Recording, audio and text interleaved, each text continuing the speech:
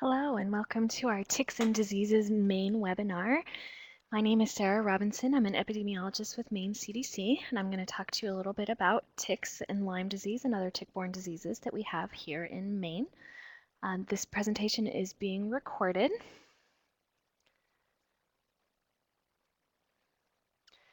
So first up, we're going to talk a little bit about tick biology and tick ecology. Then we're going to discuss Lyme disease. And we will begin to discuss other tick-borne diseases in Maine, and finally we are going to end with prevention messages. So here in Maine, we have 15 different species of ticks that are endemic. The two most common that we see all of the time are deer ticks and dog ticks, but as you can see, there's a whole host of other ticks. The woodchuck tick, the lone star tick, brown dog tick, these are ones that you might have heard of, but they are definitely not as common here in Maine. So the most common tick in Maine that is of concern to us is the Ixodes scapularis tick. This is the deer tick, also known as the black-legged tick. And this is of a big concern to us here in Maine because it can transmit several tick-borne diseases, including anaplasmosis, babesiosis, and Lyme disease, and occasionally deer tick virus, which is a version of Powassan. Deer ticks can be very, very small. Their nymphal ticks are less than 1/16 of an inch, and this is what most commonly bites humans. The nymphal stage of the deer tick are usually found in the spring and the fall, and this is the cause of the majority of our cases of Lyme disease. As a general rule, deer ticks prefer wooded areas. They are very susceptible to drying, so they like that little extra cover that they get from the edge of the woods. The other most commonly seen tick here is the Dermacentor Variabilis. This is the dog tick. And the way you tell the difference between deer ticks and dog ticks is this scutum. This is what's called the back part behind their head.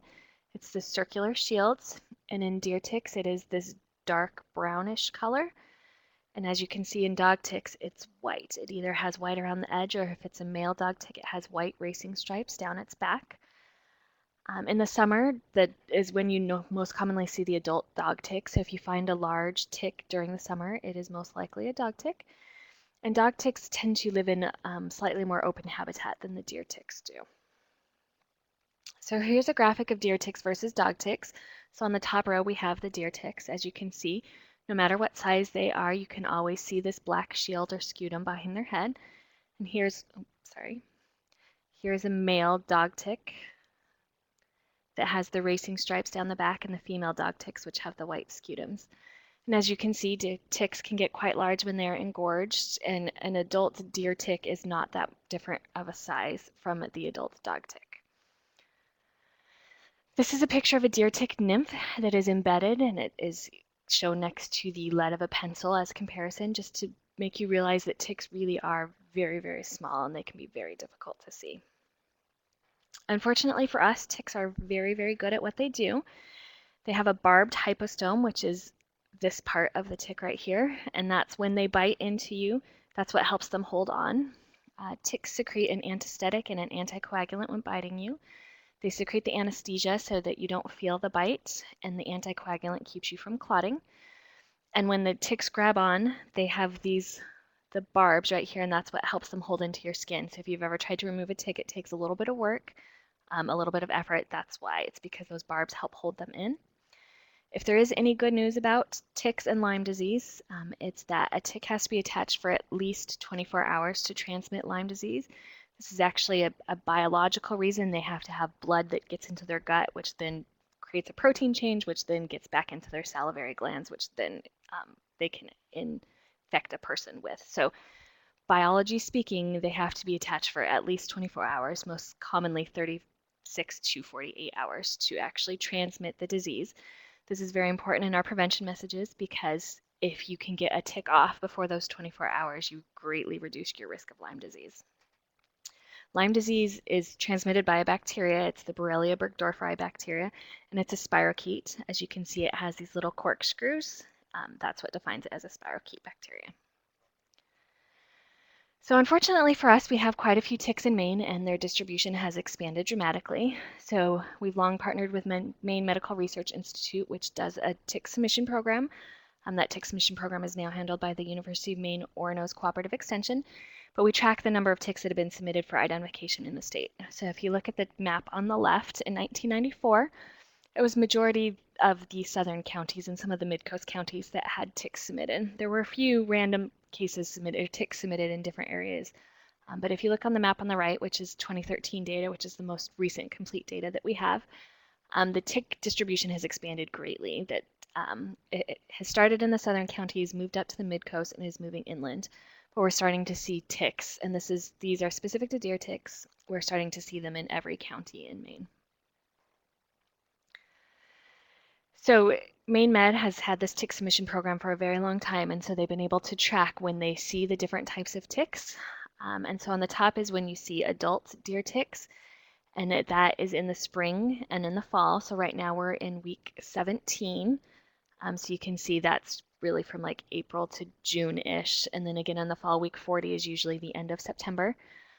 So they really peak in those different areas. But if you look at the nymphal ticks, they are just starting to come out now, and they are heavily out during the summer. And again, the nymphal ticks are responsible for many of the cases of Lyme disease, most likely because the tick is so small, it's very hard to see, and so people don't remove them as quickly. So we do know a little bit about ticks and habitats. There are some areas that ticks like and some areas that they don't like, and we can take this information and help us in our prevention. So ticks do like deciduous broadleaf forests such as oaks, and they like shrubby area. Again, ticks are very, very susceptible to drying, so they want a little bit of cover. They want some protection from the wind, and the edge of the woods and these brushy areas help do that.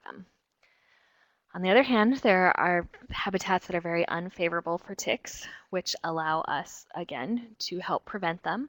These open, dry habitats, if you have a wide open lawn, if you have a field that's been mowed short or closely, those are much less friendly habitats for ticks. Ticks will get dry, they'll be susceptible to the wind, and they won't go there. So the most common tick-borne disease here in Maine is Lyme disease. Lyme disease is actually our second most commonly reported infectious disease here in the state. Lyme disease has some early manifestations and then some disseminated later manifestations. The most common early manifestation of Lyme disease is the erythema migrans. It's more commonly known as the bullseye rash, and that's what this picture is here. It tends to be red in the center with a little clearing area and then another red ring. This is a very typical EM rash. Not all rashes look like this. Some might just be red without the centrally clearing area. The important thing to remember about this is while these rashes often occur at the site of the bite, they don't always occur at the site of the bite. So it is possible for a person to be bit on their back and see the rash on their leg, or to be bit on their leg and see the rash on their head. And so we always recommend that if you have been bitten by a tick, you make sure you watch all of your skin for this rash, not just the area around the bite. The other early manifestations of Lyme disease are muscle and joint pain, fatigue, chills, fever and headache, and swollen lymph nodes. And these are very vague symptoms. They tend to be like flu-like symptoms. We always recommend if somebody has experiencing flu-like symptoms during the summer months when flu is not very common, that you consider seeing a provider. That is the common symptoms of most vector-borne diseases. If Lyme disease is not caught right away and it has a chance to spread, it can cause disseminated manifestations. The most common of these is arthritis with recurrent brief attacks of joint swelling. Lyme disease tends to like to attack the weight-bearing joints, and so you see it commonly in hips and knees are the most common places that we get reports of arthritis. Lyme disease can also cause meningitis and cranial neuritis, such as Bell's palsy. That's when one half of the face becomes frozen or droops a little bit. Lyme disease can also cause encephalitis or a second or third degree atrioventricular block, so it can cause cardiac issues as well. Unfortunately for us, Lyme disease is only considered endemic in 13 states in the country, but as you can see from this map, we are one of them. So Lyme disease is very common along the East Coast, including all the way up into Maine and into all 16 counties of Maine. And the other pocket of Lyme disease is in the Midwest, with Minnesota and Wisconsin having increased number of cases as well. So let's get to some Maine-specific statistics. Here in Maine, our cases of Lyme disease have increased every year for the last 10 years, with the exception of 2010. We don't actually know why the case numbers went down in 2010, but they did, and they came back up the next few years. So as of April 30th, 2015, we've had 1,399 cases of Lyme disease reported in 2014. That's the highest number that we've ever seen. And this map, I know this slide is a little bit overwhelming, but this is rates of Lyme disease in Maine over time. So the important thing to look at is the color of the map. So from the left, the map is mostly yellow. That means there's not very high rates of Lyme disease in those counties. But if you look at the 2014 map, there is no yellow on the map anymore. So as we are moving from left to right, the rates are increasingly going up until the point where we have Lyme disease in every county at a decently high rate. Here in Maine, we track month of onset for cases, and more than half of the cases are reported in June, July, and August. It's a huge majority of the cases, as if you can remember, this coincides with the nymphal stage of the Ixodes scapularis tick. Again, that tick is very, very small. It's very, very hard to see, and we can attribute the majority of our cases to exposures to those ticks. But unfortunately for us, ticks are not killed by the cold. So as you can see, we do get Lyme disease cases year round. Anytime the temperature is above about 40 degrees, ticks can be out and they can be questing. They are not killed by heavy snow in the winters. That's actually protective for them. They just burrow down into the leaf litter, and if there's a layer of snow on top, it just kind of acts like a blanket and keeps them nice and cozy until they come out in the spring months.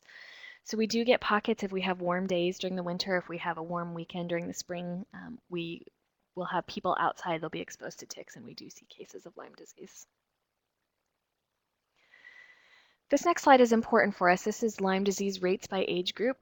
There's different ages that are disproportionately affected by Lyme disease. And as you can see, this red bar up on the top, predominantly it's been children aged 5 to 14 that's had the highest rates of Lyme disease.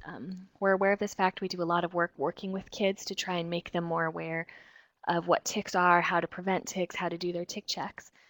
But what's also concerning to us is this orange line. As you can see, the over 65 population, their rates have continued to increase every year. We think the fact that these two age groups have the highest rates is attributable to their exposure. These groups are more likely to be outside. Kids 5 to 14 have recess, they're going to be playing outside. Adults over 65 might be retired, they might be out gardening, they might be able to spend more time outside. Whereas children 15 to 24 are more likely to be in school or working, and they might have less opportunity to be exposed to these ticks. But this is something that is of great concern to us. We want to try and get these rates to level off or decrease if possible. We don't want these numbers to continue to be going up. Lyme disease symptoms here in Maine for the last 5 years. Erythema migrans rash is the most commonly reported symptom. About 56% of our cases have reported of erythema migrans rash. We think this number is less than what the true number of cases are. We rely on doctors to report this to us, and it's much easier to report a lab test than it is to report a rash. And so we are certain that there are more cases out there that we don't hear about. Nationwide, it's about 70% of cases have a rash. We may be a little bit lower than that, but probably higher than we are here. The next most commonly reported symptom is arthritis. Again, this is mostly in the weight-bearing joints, so the knees and the hips are where we see this most often. Neurologic is fairly low percentage of cases, and thankfully cardiac is less than 1% of cases have the cardiac complications every year. Treatments. We always recommend, we want people to identify symptoms of Lyme disease early. Treatment is more effective the earlier it is started. If Lyme is not caught and it has been a while since somebody has had Lyme disease, it can make treatment much more complicated. We always recommend that if you are bitten by a deer tick, monitor for signs and symptoms of Lyme disease for 3 to 30 days after that bite. We want you to be aware that you were bitten. We want you to be watching for those symptoms, so as soon as those symptoms appear, you can go see your doctor. If you have symptoms consistent with Lyme disease, consult a healthcare provider for treatment right away. We want Lyme treated, and we want it treated as early as possible. We don't get into treatment discussions here at Maine CDC. We just recommend following the most recent standards of treatment, and that's currently the IDSA website. And here's a link to their treatment guidelines. So not only do we have Lyme disease here in Maine, but we have other tick-borne diseases that are of concern as well. So we're going to talk a little bit about those now. First up is anaplasmosis. Anaplasmosis is carried by the Ixodes scapularis tick. This is the same tick that does carry Lyme disease. Symptoms can range from mild, which is fever, headache, and body aches, to severe. Anaplasmosis can cause encephalitis or death. Testing for anaplasmosis is a little bit easier than Lyme disease because it can be done by PCR. That's our preferred method of testing. PCR is actually looking for the DNA or the RNA of the bacteria. And so it's a simple yes or no answer. Either the DNA exists or it does not exist. Anaplasmosis can also be seen in a blood smear. You can visualize the morulae.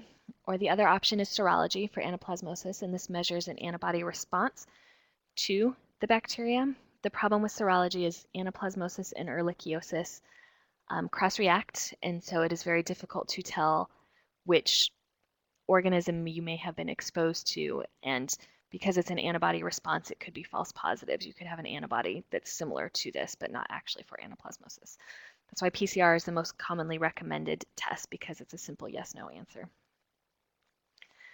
So here in Maine, anaplasmosis has increased dramatically over the last 4 years. As you can see, we had an increase in 2011. Those cases nearly doubled to 2012. They doubled again to 2013, and they doubled again to 2014. So anaplasmosis is following the same trend as we saw in Lyme disease. So it started out in the southernmost counties in Maine. It is moving up the mid-coast area, and as it moves up the mid-coast area, it's starting to move inland and north. So this is a map of where we saw cases from last year. So we saw cases in 13 out of the 16 counties. So it's becoming much more of a widespread issue than it has been in previous years. Next up is babesiosis. Babesiosis is also carried by the Ixodes scapularis tick. Again, this is the same tick that can carry Lyme disease and can carry anaplasmosis. Symptoms for babesiosis include fatigue, sweating, dark urine, chills, and possible anemia.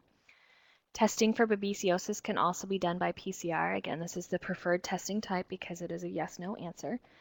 But Babesia, unlike everything else that we've talked about so far, is actually a parasite. It's not a bacteria. And so you can see that on a blood smear. Occasionally we get reports of malaria in a patient who hasn't traveled outside of Maine, and it is not actually malaria, it's Babesia, but they are both parasites and they can look similar on a blood smear.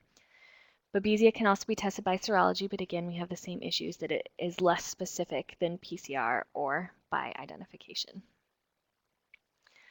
So here in Maine, we've seen an increase in Babesia in the last few years as well, although not as dramatic as for anaplasmosis. So from 2006 to 2012, we hovered about around 5 to 10 cases. In 2013, we almost quadrupled our number of cases. And in 2014, we saw an increase as well, although not as dramatic as the previous years. But as you can see, this map is from 2014 data. Babesia follows the same trend as anaplasmosis and Lyme before it, that it's starting out in the southern counties and moving up to the mid-coast area. So far we haven't seen much Babesia outside the southern counties areas and the mid-coast areas, but if it continues to follow the trends that both anaplasma and Lyme have, those are the areas that we will start seeing it in next. Next up we have Powassan. Powassan is a little bit of a different disease. It is extremely rare. Maine did have one case in 2013. Traditional Powassan is carried by the Ixodes cookie eye tick. This is the woodchuck tick. And we don't see as many exposures to this. This tick is very particular. It really likes the small rodents, and we don't see it on humans nearly as much as deer ticks and dog ticks. Interestingly enough, Powassan is the only tick-borne arboviral disease in the US and Canada. So what this means is Lyme and Anaplasma are bacterial diseases. Babesiosis is a parasite. Powassan is a virus. So it's more similarly related to Eastern equine encephalitis and West Nile virus in that it is a viral disease that can cause encephalitis. Like I mentioned, this is a very, very rare disease. There's only been 50 cases reported in the last decade. We are starting to see a little bit of an increase in this, and it is potentially because there are two strains of Powassan. There's strain 1, which is traditional Powassan, and strain 2, which is called deer tick virus. And deer tick virus can be carried, as the name implies, by the deer ticks, which is what we have a lot of here in Maine. So people are starting to get infected with the deer tick virus strain of Powassan. and our tests are getting better at actually detecting this. So that could explain part of the reasons why we are starting to see more cases of Powassan. There are some other tick-borne diseases that we're watching out here for in Maine. First up is Rocky Mountain spotted fever. This is potentially carried by the dog tick, the Dermacentor variabilis tick, and we have plenty of those ticks here in Maine, but as far as we know, the ticks in Maine are not infected. This is something that we're watching very closely. If we do start getting ticks in Maine that are infected, it will definitely change our messaging. But right now, they are not known to be infected. So symptoms include fever, headache, and rash, and testing is by serology. There isn't really a PCR test for blood for this disease. And the next up is ehrlichiosis. This is very similar in symptoms to anaplasmosis, but it's carried by a different tick. So this is carried by the Lone Star tick, which is Amblyomma americanum, which is uncommon in Maine. We are starting to see a few ticks pop up every now and then. There might be one or two a year, but this tick is not fully in residence here in Maine as of this time. So symptoms for ehrlichiosis are very similar to anaplasmosis. They include fever, headache, nausea, and body aches. And testing is by PCR, as we mentioned before. Ehrlichiosis and anaplasmosis can cross-react, and so if you test by serology, you can get positives for both Ehrlichia and Anaplasma, and then it's difficult for us to determine what bacteria the individual is actually infected with. There's another new disease that has been getting quite a bit of attention lately. This is Borrelia miyamotoi. This is a newly described tick-borne illness, and it's more closely related to the bacteria that causes tick-borne relapsing fever than it is related to the bacteria that causes Lyme disease, but it is part of the Borrelia family. It was first identified in ticks in 1995. Human infections were first described in 2011. To date, there are 3 known infections in the United States. And this is actually updated. There is a commercially test available out of a lab in Boston, but it's not very common. There are still tests in development. There are research tests that are being worked on, but there is now one commercial test that is available. And the symptoms for Borrelia miyamotoi tend to be similar to Lyme disease, but it has the relapsing component. So a person is treated, they feel a little bit better, and then they start feeling worse again. And then they might be treated and they feel better, and then they start feeling worse. So they continually relapse instead of being treated and getting better and staying better. So we're going to move into prevention. This is the most important part of this. Some of these diseases are pretty scary. We don't actually want to get any of these diseases, so the best way we can do that is to prevent being bitten by ticks. So here at Maine CDC, we support the No Ticks for Me. It's very easy to remember. Number 1 is wear protective clothing. We always recommend that you wear long sleeves, long pants, that you tuck your pants into your socks, you tuck your shirt into your pants. Ticks tend to crawl up, and so if you are tucked in all the way along, the ticks aren't going to be able to get to your skin as easily. Use an EPA-approved repellent. I have another slide here about that in a minute, so I will go over those again. Use caution in tick-infested areas. Earlier in this presentation, we've talked about what areas are good tick habitat. If you know when you're going in that it's good tick habitat, you can take prevention methods before you actually go into the area. And number 4 is perform daily tick checks. This is very important, and I'm going to talk a little bit more about this here in a minute. So personal protection, again, dress appropriately when outdoors. I know it's a fantastic fashion statement to tuck your pants into your socks, but it does actually work. We always recommend using an EPA-approved repellent. There are 5 EPA-approved repellents. 4 are approved for use on your skin, and 1 is approved for use on your clothing. The 4 that are approved for use on your skin are DEET, oil of lemon eucalyptus, IR3535, and picaridin. Oil of lemon eucalyptus is the only all-natural repellent that is approved as being effective against ticks. We always recommend that if you use any of these, that you follow the instructions on the container. These do not last forever, so you have to continually reapply and make sure you follow the instructions on the label. Permethrin is actually approved for use on your clothing. Permethrin is a really great chemical. It is something that is a repellent that you can treat your clothing, and then your clothing will be repellent. They will repel both mosquitoes and ticks for 6 to 8 washes. You can also buy clothing that is already permethrin embedded, so it comes with the permethrin woven into the fabric. And when you buy clothing like that, it is good for 60 to 100 washes. So this is a really great thing if you have equipment that you're always using outside, if you wear the same clothes when you go hunting, if you're always wearing the same thing when you're outside. You can treat this clothing, and then it is going to help reduce your risk of both ticks and mosquitoes. And next up, we want you to thoroughly wash and dry your clothes. Ticks, unfortunately, are not killed by water, so when you wash your clothes, you're just giving that tick a nice little bath. It's not going to kill it. But ticks are killed by heat. So if you've been out in an area where you know it has a high number of ticks, when you come home, we recommend that you throw your clothes into the dryer first.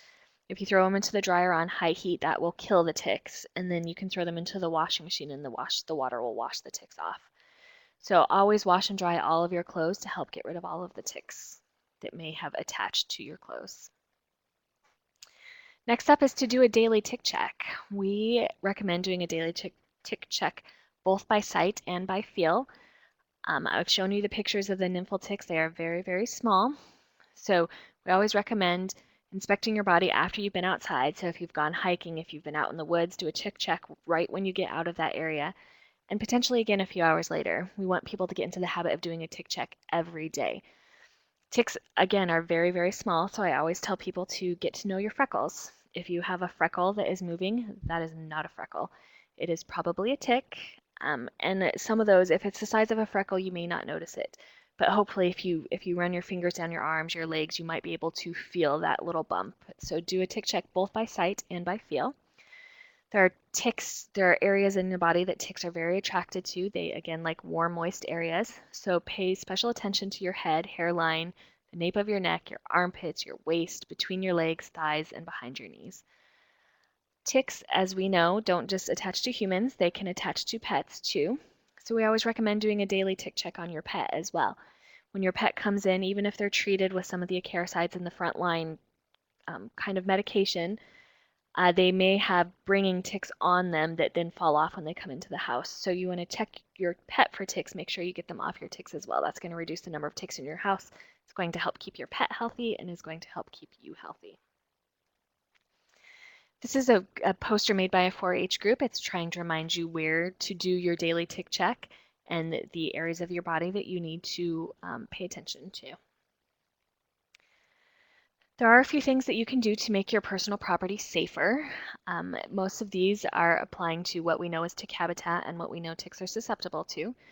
So ticks do like that brush, leaf litter, tall, grassy area. So if you can get rid of all of that in your yard, you're going to eliminate the places where the ticks are happy to be.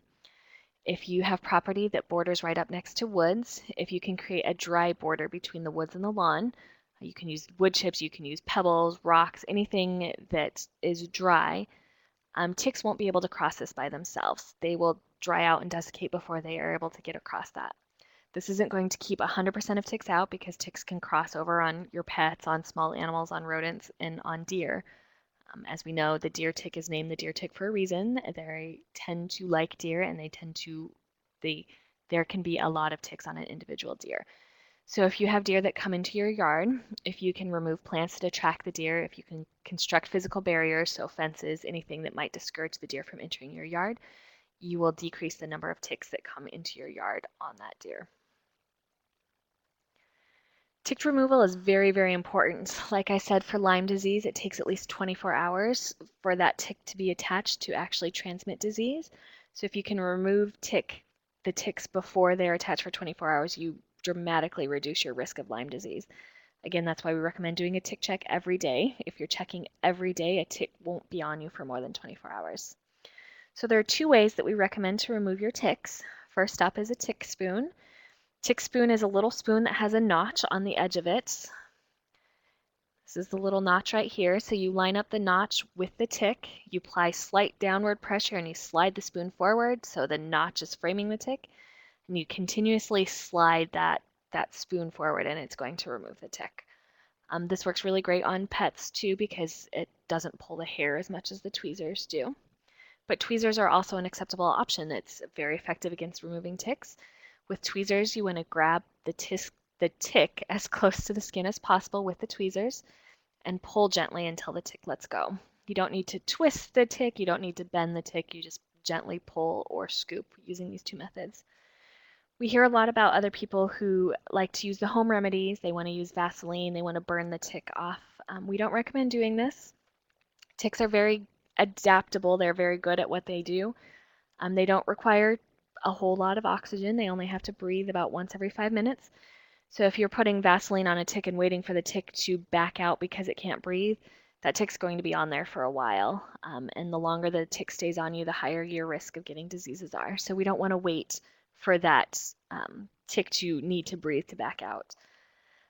Fire obviously is going to irritate the tick, and we recommend not doing any methods that actually irritate the tick. What happens if you make the tick mad, if you irritate the tick, is they can regurgitate their stomach contents into your skin. And when that happens, you're at a higher risk of getting a localized infection in your skin.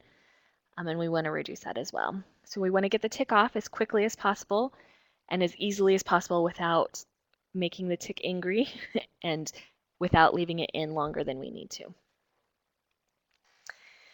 Ticks can be very hard to kill, as you are probably well aware. The easiest way to kill a tick found in your home or removed from you is to put it into a container of alcohol. The tick will die, and the tick will also be preserved so that you can have it identified if you need to later.